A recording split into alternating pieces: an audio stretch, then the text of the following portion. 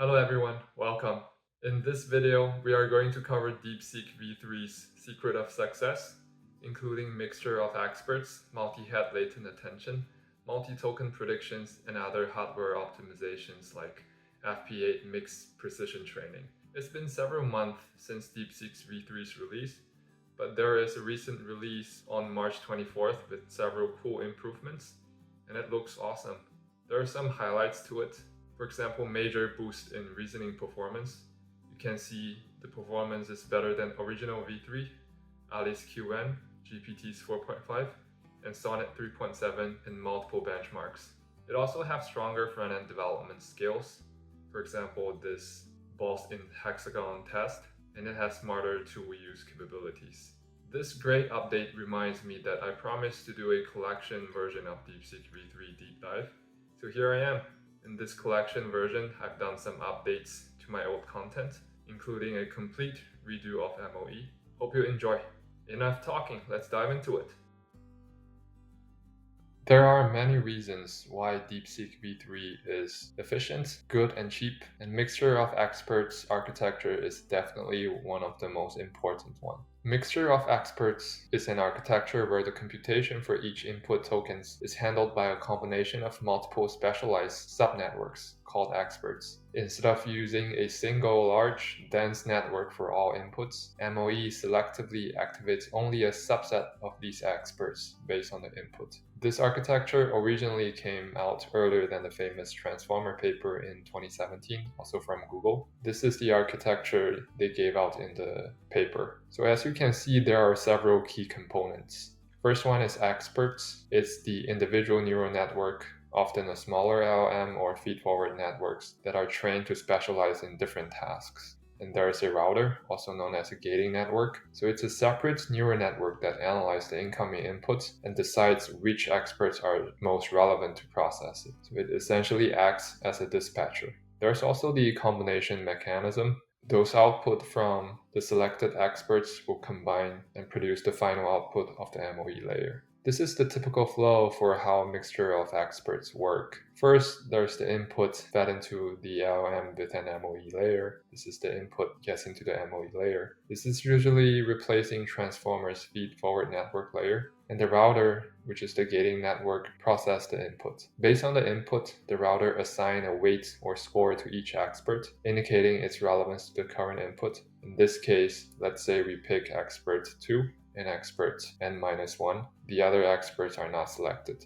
Typically, only the top k experts, where k is a predefined number, often a small value like 1 or 2, with the highest scores are activated for that specific input. This is known as sparse MOE, which is more efficient. There are also dense MOE models where all experts contribute to the output, but with varying weights. I'm not touching that topic today. And then the activated experts independently process the input, and their input later is combined according to the weights assigned by the router to produce the final output of the MOE layer. So the benefits of using mixture of experts is pretty clear. It increases model capacity. MOE allows for creating models with a significantly large total number of parameters compared to dense models with similar computational cost. Each expert contributes its own set of parameters, leading to a high overall capacity to learn complex patterns.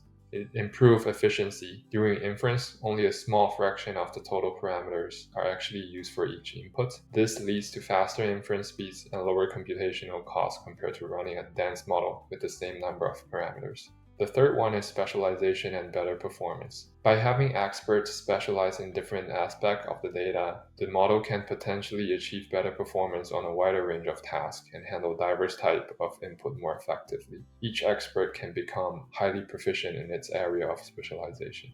And the last one is faster pre-training. Due to the sparse activation of experts, MOE models can be pre-trained more efficiently than dense models with the same capacity. This is the architecture detail of mixture of experts. We have gone through transformer architecture in my previous videos. If you're interested, you can take a look. And for MOE transformer, we simply replace the feed-forward network layer of the transformer model with an MOE layer. An MOE layer as we discussed, is composed of a gating network and a certain number of experts. So this is the replaced MOE layer. And if you expand it, this is how it looks like. The input goes through self-attention, add and normalize, and then we go through FFN and another add and normalize. Let's go through an example. Let's say an input sequence containing 2 tokens tries to run through transformer encoder. First, it goes through the position embedding, and then it goes through self-attention layer, trying to get the attention scores, and then it goes through the add and normalization with its own identity function. When it's supposed to reach FFN, previously in the transformer encoder, now it reaches the MOE layer, and it's going to hit the router network first. The router, also known as the gating network, is going to determine which of the subset of the experts is going to get activated. In the first token's case, the second FFN, second expert, is getting activated. And the router is also going to produce a gating score right here. And the final output of this token is going to be a combination of the router gating score and the output of the expert. And then after the MOE layer output the final outcome, it also goes through add and normalization. Similar with the second token, it goes through position encoder, it goes through self-attention, it goes through add and normalization, it goes through the gating network, and in this case it's the first expert getting activated, and the gating score is 0.8. With the combination of the gating score and the output of the first expert, we have the final output of the MOE layer, and then it goes through the add and normalization again. This is the DeepSeek MOE that got introduced in DeepSeek V2. This is the graph of the DeepSeek MOE. And as you can see, there are several differences with conventional MOE. First, with small number of experts, different tokens can easily route it to single experts, creating load imbalance. So to resolve this problem, instead of having a smaller number of large experts, DeepSeek MOE finally segments the expert layer into a larger number of smaller, more granular experts. In this case, they have 256 experts, and it's picking the top 8. The second problem is tokens assigned to different experts could require common knowledge. To solve this and avoid redundancy, V2 isolates a set of experts specifically as shared experts. These shared experts are designed to capture common general knowledge that is relevant across various inputs. In this case, we pick one shared expert for DeepSeek V2. There are several benefits with DeepSeek MOE compared to normal MOE. The first one is higher degree of specialization by using more, smaller experts and then encouraging them to focus on narrower domain of knowledge. There's also improved parameter efficiency. By promoting specialization, the model can potentially achieve better performance with a smaller number of active parameters compared to regular MOEs. It also reduces redundancy. By having dedicated shared experts handling common knowledge, the routed experts can focus on unique specializations. Previously, I was mentioning load imbalance was a problem. It actually is critical for MOE to work properly. Without a proper load balancing mechanism, we're going to run into route collapse. It means a small subset of experts will receive a large number of input tokens, while others remain underutilized. This hurts the learning of the underloaded experts, leading to poor overall model performance and generalization. And also a good balancing strategy is going to ensure all experts contribute meaningfully to the model's output. By dynamically distributing tasks, it prevents any single expert from being overwhelmed, which could lead to computational bottlenecks and reduced throughput. A good load balancing strategy will also improve training stability. Load imbalance can introduce instability during the training process.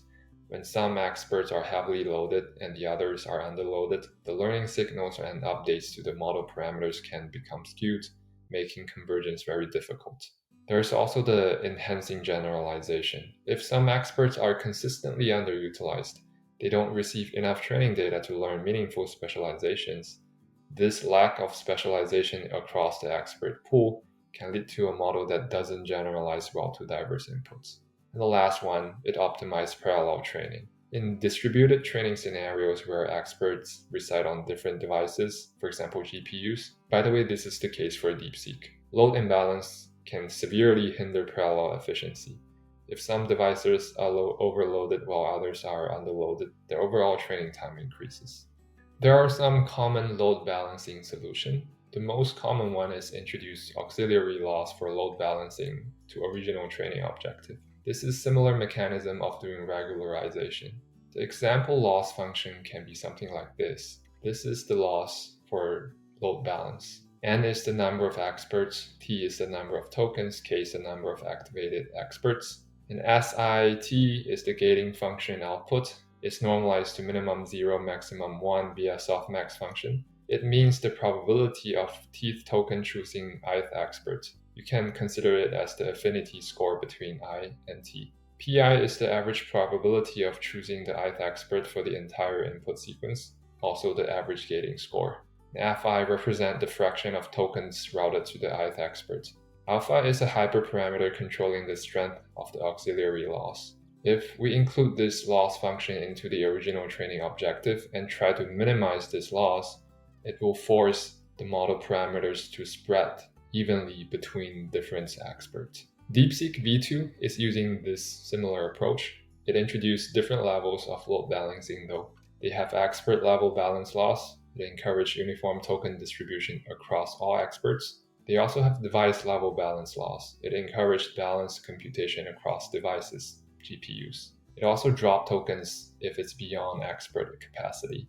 However, this solution, load balancing auxiliary loss, is not free, since it's combining a regularization term in the original loss function. Its gradient can interfere with LLM's quality objective, just like all over-regularizations. It can lead to worse model performance. A small auxiliary loss coefficient causes insufficient load balancing, and a larger value alpha is going to impair the model performance. This is a study that was done in this paper. You don't have to know what max VO is, you just need to know the higher the value is, the more the imbalance is. Ideally, we want to be at this spot. No imbalance and the quality is great. However, with the auxiliary loss approach, when there's no load balancing, we have very imbalanced load. And when the load balancing hyperparameter is larger, then the model's quality is bad. Perplexity is the ability for LLM to predict the next token. What DeepSeek V3 introduced is a new strategy for load balancing. It's auxiliary loss free. Conceptually, it's pretty straightforward. They add an additional bias for every expert in the MOE router to the original affinity scores SIT to determine top K routing. And this bias is only used for routing and not others like gating scores. This is the mathematic behind it. When we try to calculate the gating scores, we're still using the original SIT. However, when we try to determine which SIT to pick, we are considering SIT plus BI. It have to be within the top K. So the bias values are updated at the end of each training step. Increasing bias for experts that receive less than average number of tokens, decrease it for experts that receive more tokens. For experts that receive less than average number of tokens, we increase the probability of it getting picked off by the top K function here. And for experts that receive more tokens, we decrease the probability of it getting picked. And no tokens are getting dropped due to the effective load balancing strategy. So with the DeepSeek MOE and this auxiliary loss-free strategy, DeepSeek V3 is doing a lot better. This is a diagram of how this auxiliary loss-free strategy works. We're not including additional gradients to the original loss function. Instead, we have a bias updating process here at the end of each training step, and it's going to update the gating score here with expert bias. Since loss-free balancing does not produce any interference gradients, it also elevates the upper bound of model performance gained from MOE training. So this is all about DeepSeek V3's MOE and its load balancing strategy. Let me start with what is KV cache. I have another Transformer series talking details about KV cache. Please take a look if you want to know more details about it, but I will try to summarize it a bit. KV cache is eligible when new tokens attentions calculation only depend on itself and previous tokens. which is very normal for a generative model nowadays. For example, the decoder-only GPT families. Diagram I put here is encoder-decoder based, not decoder-only. The mask attention module here is critical for KV cache. It will make sure the token in a sequence only attends to previous tokens and itself, not future tokens. So what is the benefit of the KV cache? So it's going to drop the number of flops, floating point operation per second. It will drop it from OT squared to OT. So T is the number of the length of the sequence. So what is the cost? The cost will be extra memory. So that memory amount is of size 2 multiplied by number of tokens, multiplied by number of layers, multiplied by number of KV heads, and then KV dimensions, 2s in kn value. It's using extra memory to speed up the calculation. So KV cache is very important in speeding up the transformer-based models. It consumes a lot of memory, and it often becomes the bottleneck, especially when the sequence is longer and longer. So people are thinking, okay, can we do something about it? And then people start thinking about MQA and GQA. So MQA is the multi-query attention, and GQA is the group query attention. This is a graph of how the multi-head attention works. So basically, each query token corresponds to a keys and values matrix, and they're gonna do matrix multiplication. And we cache keys and values, and it's going to consume memory. So if we want to cut that memory, the intuition is, can we group some of them? Can we merge 2 into 1 or 3 into 1? Or in the extreme, merge everything into 1. GQA, MQA is doing that. MQA is on a pretty extreme, like all the query head corresponds to 1 key, 1 value. And group query is in the middle. I remember Llama is probably doing 2 to 1. MQA is to share a single key and a single value head across all the query heads. Obviously, it can significantly reduce the memory usage, but as you can imagine, if previously you are using 8 matrix to represent a attention and now you only use 1, there's going to be a lot of information loss. So it's going to impact the quality and negatively impact the accuracy of attention. So GQA is in between. It tries to share only by a group of query heads, not all queries. The quality impact is less, and you still have some memory gain. I'm not going to talk about MQA. I think GQA is probably more useful. The GQA has quality closer to MHA by finding a better balance and maintains a speed comparable to MQA, which is faster than the classical multi-head attention by reducing the KV cache memory. If you reduce the KV cache memory, it also reduces the computational complexity. There will be less matrix multiplications. And then it also has lower memory use. So it's more suitable for large scale models with like memory constraints, which is what DeepSeek do. So when you compare GQA with the classical MQA, like obviously there will still be quality loss. The balance between speed and quality is still a challenge. You need to be really smart on the grouping strategy to minimize the quality loss. And then there's the group division. So the division and management of groups adds to the complexity of the GQA implementation. Another one, complexity of the implementation. So this too is similar. And then because you introduce extra complexity, you introduce more hyperparameters. You have to tune more parameters. It has huge impact on models' performance and efficiency. Before I dive into multi-head latent attention, I want to talk a little bit about another concept, which is rotary position encoding rope. Previously in my transformer series, I talked a little on the absolute position encoding, which is here. In today's modern architecture, rotary position encoding is more popular. And the idea behind it is you try to apply a rotation matrix which transforms gxy to this new gxy. So you preserve the length of the original vector, but then the angle of it is changed. How to efficiently calculate this is by introducing this 2 to 2 matrix. And this is the rope formula, and M is the position, by the way. Let's take a look into DeepSeek's MLA implementation.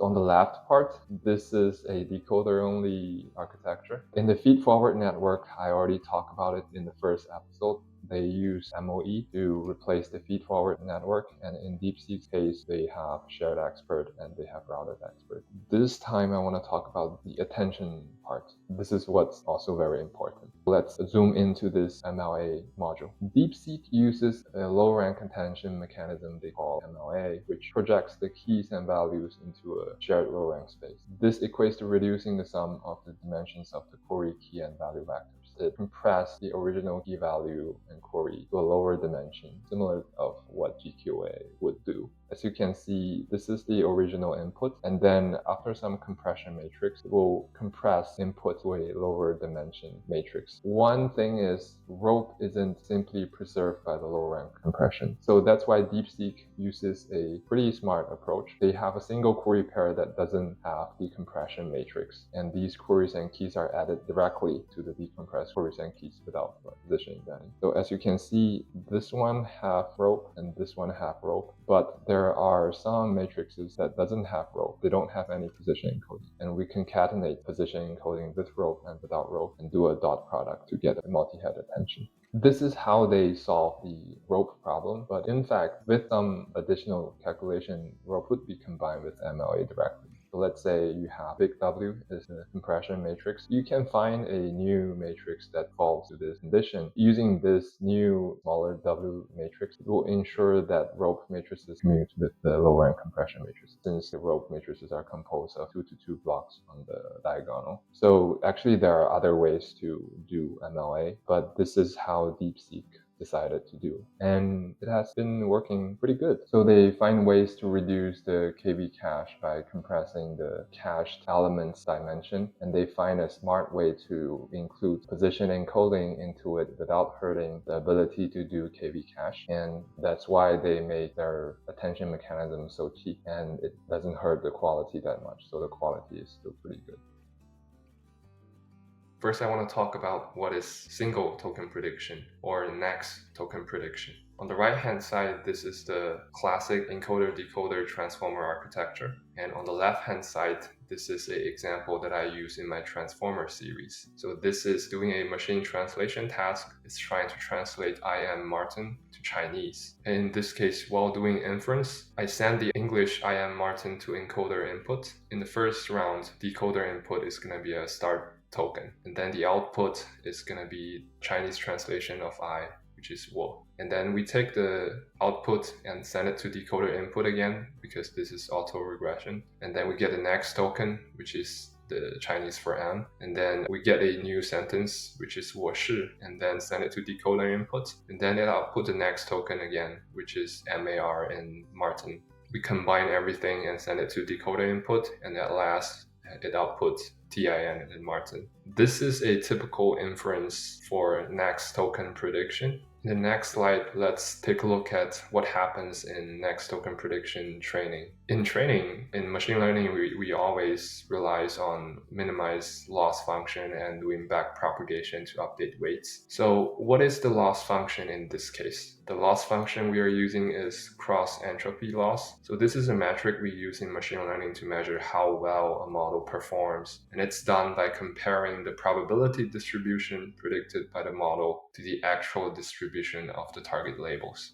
In math, the formula is loss, and then it's the sum of a probability given x from 1 to t, and then the probability of t plus 1. So in other words, given a sequence from x1 to xt, these are all tokens. Let's use example of I am Ruthie's. So these are 3 tokens and forms a incomplete sentence. And the probability of the model predicting next token to be xt plus 1 is this. So it's part of the formula here. So we are trying to maximize this probability. So in training, we already know what xt plus 1 is for each t. And during training, we're going to compare the model output with the actual input, and we're trying to make sure the model behaves as close as the actual output. So in this case, we maximize the probability. And to maximize the probability, it means we're minimizing this loss function, which is what we're actually going to do in training. We're going to minimize this loss function. That's how we make sure the probability is maximized. So this is how the machine learning training works for next token prediction. But is there a more efficient way using the same training data? The answer is yes. So let's take a look at the multi-token prediction. This is a paper done by FAIR, which is a research lab from Meta. They are trying to predict multiple tokens at a time. So the model predicts several future words simultaneously instead of just one. At each position in a sentence, the model uses multiple heads to forecast the next several words all at once. So this working collaboratively to improve the efficiency and coherence. In this graph, they have 4 heads. That means it's trying to predict the next 4 tokens at a time. The loss formula in this case is going to be given the token from x1 to xt. Instead of predicting xt plus 1, we want to predict xt plus 1 to t plus n. In this graph, n equals to 3. So the advantage of this multi-token prediction is pretty clear. It's more efficient learning. So multi-token prediction enables the model to learn more effectively from the same dataset. It uses the dataset in a more efficient way. And then it also has better quality in many cases. So this model captures and predicts long-term patterns instead of just the next single prediction. So it has better quality in tasks requiring content generation, such as code generation for software engineers. And this is a joke. Or not. And then it also have faster inference. I don't see this too much nowadays actually. Probably it's not used in a lot of model because extra model complexity or there's actually some quality loss. I want to call this out because DeepSeek is not doing MTP for faster inference. So let's take a look at DeepSeek's variants. They are trying to do MTP in a little different way, but similar concept. The differences is they're doing sequential instead of parallel. They do this because they want to maintain the full causal chain. That means your current token only depend on all the previous tokens you have. And doing it parallel is going to break this promise. For example, if we have T1, T2, T3, and it predicts T4 and T5 simultaneously, then T5 is generated without the context of T4. As I said, they only use to optimize training. As you can see, they have the main model here, and they have the MTP module here. And the MTP module is sharing output head and sharing embedding layers with the main model. So during training, they want to speed up the training convergence, so they are using multi-token prediction. And after the main model is trained and in the inference, they actually dump this MTP module. So they discard the MTP modules. Those are not used in inference. Only the main model is used in inference. So let's take a look at what the MTP module is doing. It basically consisted of multiple components. The first one is a shared embedding layer. So this shared embedding layer is just to turn token into word vectors. And then there's a shared output head. This linearly transform of transformer block outputs and then applies softmax to compute the prediction probability. So this is also shared. Then there's the transformer block. It's for attentions. And then there's the linear projection matrix. This is doing linear transformation because we have a concat here. We want to maintain the dimensions consistent. And then there's the RMS norm. This is to stabilize the training process. If you want to learn more about normalization, please refer to my transformer series. This is only used in training, as I said. So the MTP module actually ensures the training process is more efficient. And then once the training is done, only the main model is used for actual inference. Before I start with FP8, I want to talk about FP16, which is more popular in AI world. FP16 refers to a 16-bit floating point. Normally, programs run with 32 or 64-bit numbers. If you're a programmer, you should be familiar. And by using FP16 to represent model weights and activations, it allows faster computation and significantly reduced memory usage. In summary, the advantages are smaller memory footprint. FP16 needs 50% of memory compared to FP32. This enables large batch sizes and models to fit into GPU memory. It is the main reason why it's so popular in GPU and AI training. It comes with faster computation, so many GPUs are optimized for FP16 because of the smaller memory usage. So this allows accelerated matrix multiplication without significant degradation in accuracy. The next one is acceptable precision. Although it halves the bits compared with 32 bits, it still retains enough dynamic range and numerical stability with proper handling of quantization. So quantization is the process of mapping continuous infinite values to a smaller set of discrete finite values. You're gonna see quantization quite a bit later, so I want to explain it a little. Usually when you translate higher bits to lower bits, you could run into quantization underflows and overflows, and those are bad things, and I'm gonna go through it later in the following slides. Now we have FP16 from FP32 and we have all those advantages. So can we do better? Let's try FP8. So that's what a lot of other people also think. FP8's advantage is even smaller memory usage, another 50% off. And then it also with higher throughput because training with FP8 enables faster computation, smaller data types, reduce the data transfer time, and allow for more flops. Flops is what matters in training a model. It comes with lower energy consumption.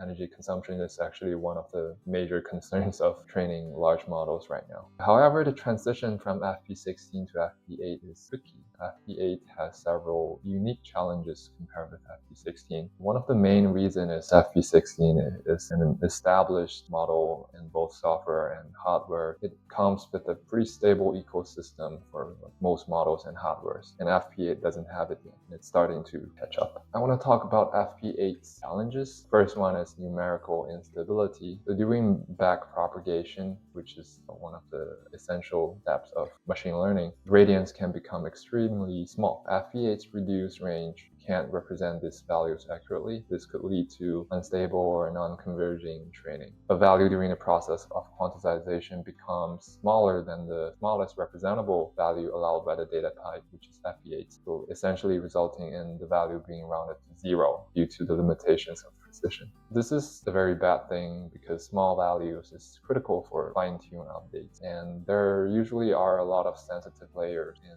large models. Small value is very important, and rounding to 0 is not acceptable. The next one is gradient overflow. It's similar with underflow, it's just gradients can become extremely large, and the problem is it exceeds the maximum representable value within the chosen data type. So it essentially overflowing the allowed range, resulting in an inaccurate representation. It's a type of error that can occur when a value becomes too large, and this is also a pretty serious problem. How DeepSeek solved this? They have a blockwise quantization scale. First of all, to prevent overflow, we usually scale a higher precision weight or activation matrix down to the FP8's representable range or quantize it. How to do it? The easy way is just to divide by the maximum element, and the maximum element is kept separately and used as a scaling factor in each matrix multiplication. Or GAN, it's basically the same thing. However, this makes the quantization process very sensitive to outliers. So the presence of a very large weight in some layer could force all other weights to be quantized to 0. If in one layer your value is very large, let's say 1 million, but in all other layers your value is all single digits, then your maximum value is 1 million, and then you have to divide by 1 million for all the weight. Then only one layer will have value, all the other layers will be basically 0. So this is very bad. So what DeepSeek does is it introduces blockwise and talowise scaling, in which each submatrix or subvector are scaled and quantized separately. Next FP8 challenge is error accumulation. This related to the first challenge actually. Errors introduced due to FP8's lower precision can propagate and accumulate through layers of the model, compounding over time, seriously breaking the quality of the model. More than AI models usually are large, and like transformers, they have a lot of hidden layers. The errors accumulate very fast across those layers, and the error becomes pretty big, and the quality impact is pretty bad. DeepSeek solved it by mixed precision training. This is their mixed precision training pipeline. You probably don't have to know all the details behind it, but pretty obvious they have all kind of precision here. You see FP8, FP16, FP32, right? In summary, they have FP2 accumulation, matrix multiplications, matmul or GEM are performed in FP8, but the accumulation of results is done in FP32 for higher precision. And they have a hybrid precision.